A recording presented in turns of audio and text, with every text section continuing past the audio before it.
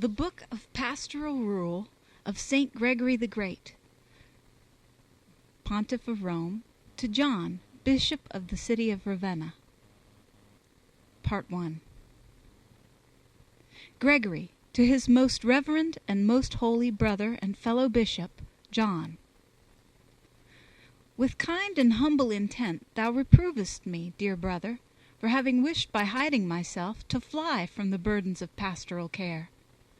As to which, lest to some they should appear light, I express with my pen in the book before you all my own estimate of their heaviness, in order both that he who is free from them may not unwarily seek them, and that he who has so sought them may tremble for having got them. This book is divided into 4 separate heads of argument, that it may approach the reader's mind by allegations arranged in order, by certain steps, as it were. For as the necessity of things requires, we must especially consider after what manner every one should come to supreme rule, and duly arriving at it, after what manner he should live, and, living well, after what manner he should teach, and teaching aright, with how great consideration every day he should become aware of his own infirmity, lest either humility fly from the approach, or life be at variance with the arrival, or teaching be wanting to the life, or presumption unduly exalt the teaching. Wherefore let fear temper the desire, but afterwards, authority being assumed by one who sought it not, let his life commend it. But then it is necessary that the good which is displayed in the life of the pastor should also be propagated by his speech. And at last it remains that, whatever works are brought to perfection, consideration of our own infirmity should depress us with regard to them, lest the swelling of elation extinguish even them before the eyes of hidden judgment.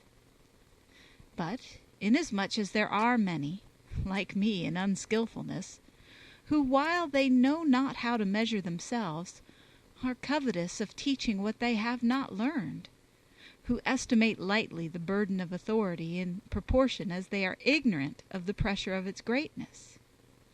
Let them be reproved from the very beginning of this book, so that while unlearned and precipitate they desire to hold the citadel of teaching, they may be repelled at the very door of our discourse from the ventures of their precipitancy. Chapter 1. That the unskilful venture not to approach an office of authority. No one presumes to teach an art till he has first, with intent meditation, learnt it. What rashness is it, then, for the unskilful to assume pastoral authority, since the government of souls is the art of arts?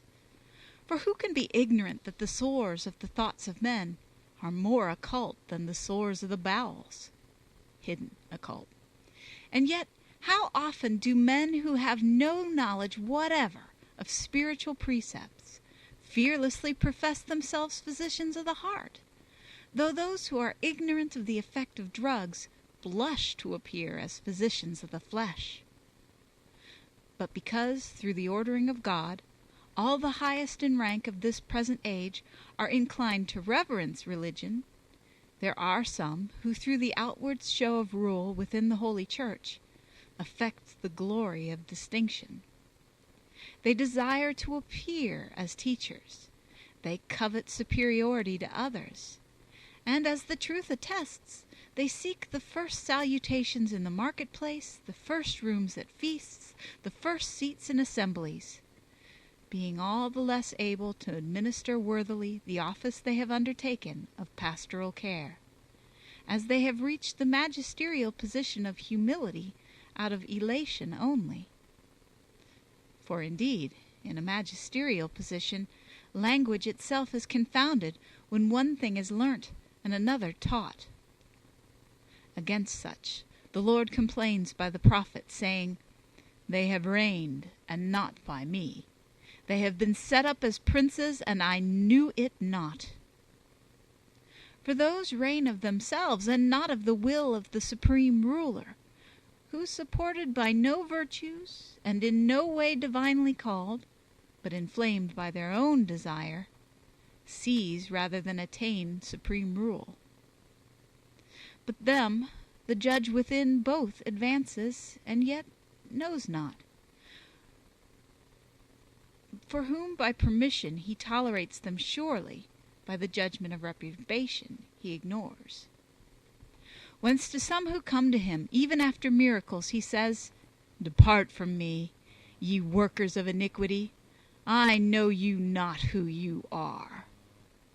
The unskillfulness of shepherds is rebuked by the voice of the truth, when it is said through the prophet, "The shepherds themselves have not known understanding." Whom again the Lord denounces, saying, "And they that handle the law knew me not." And therefore the truth complains of not being known of them, and protests that he knows not the principality of those who know not him. Because in truth, these who know not the things of the Lord are unknown of the Lord, as Paul attests, who says, "But if any man knoweth not, he shall not be known." Yet this unskillfulness of the shepherds doubtless often suits the deserts of those who are subject to them, because though it is their own fault that they have not the light of knowledge, yet it is in the dealing of strict judgment that through their ignorance those also who follow them should stumble. Hence it is that in the gospel the truth in person says, "If the blind lead the blind, both fall into the ditch." Hence the psalmist, not expressing his own desire, but in his ministry as a prophet, denounces such when he says, "Let their eyes be blinded, that they see not, and ever bow thou down their back."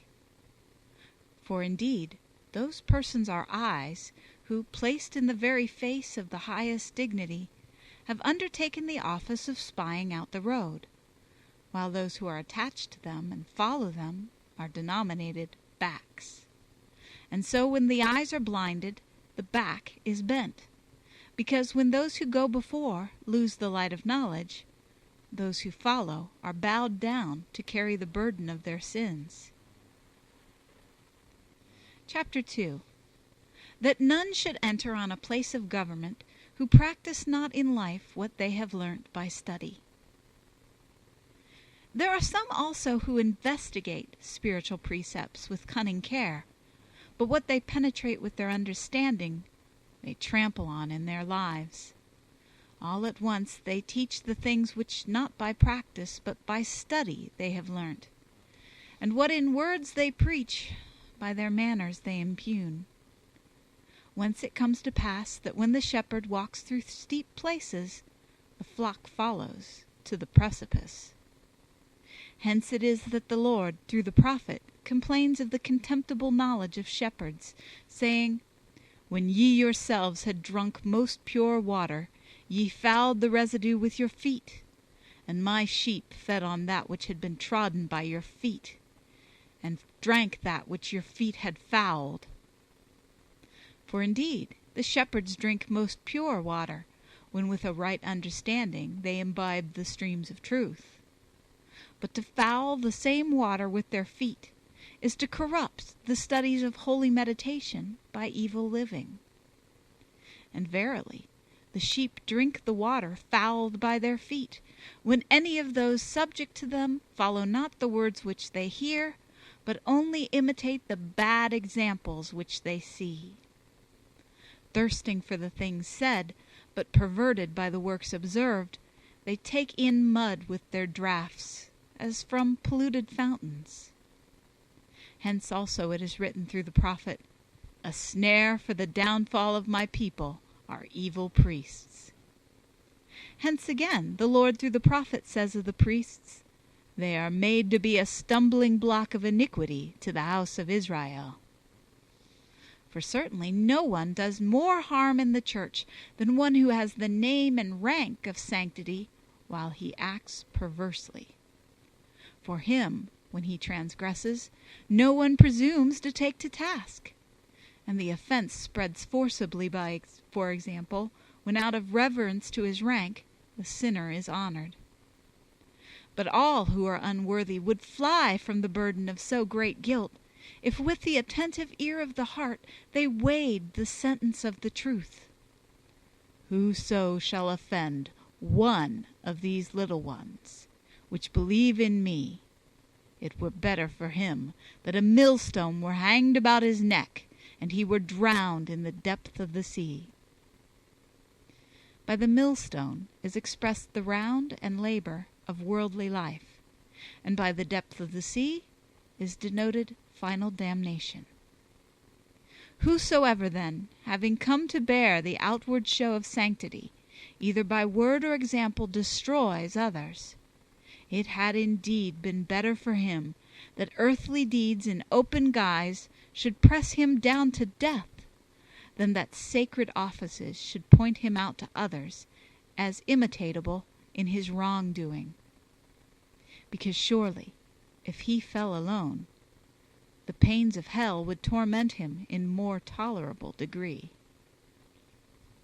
End of chapter 2.